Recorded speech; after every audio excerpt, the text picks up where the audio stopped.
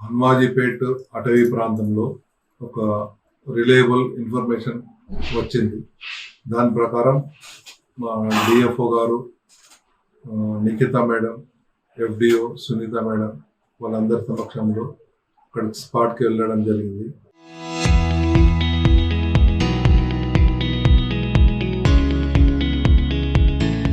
అక్కడ స్పాట్కి వెళ్ళిన తర్వాత అక్కడ మనకు ఒక చిరుతపులి కళేబరం కొద్దిగా డిగ్రేడెడ్ స్టేజ్లో కనబడ్డది.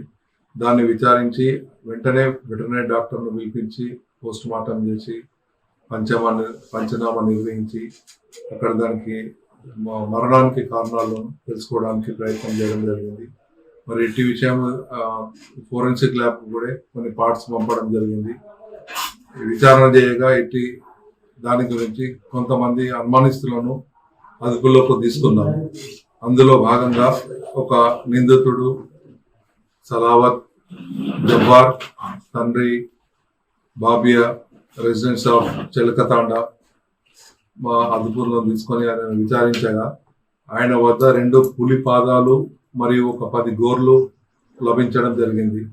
వెంటనే దానికి పంచనామా చేసి పై అధికారులకు సమాచారం ఇచ్చి కేసు రిజిస్టర్ చేసి మన బాన్స్వాడ ఫస్ట్ క్లాస్ మేజిస్ట్రేట్ దగ్గర హాజరుపరిచి ఆయనకు 14 రోజుల రిమాండ్కు తరలించడం జరుగుతుంది. తదుపరి విచారణ తర్వాత దీనికి పులికి మరణానికి కారణాలు వేరే విషయాలు వెల్లడించడం జరుగుతుంది.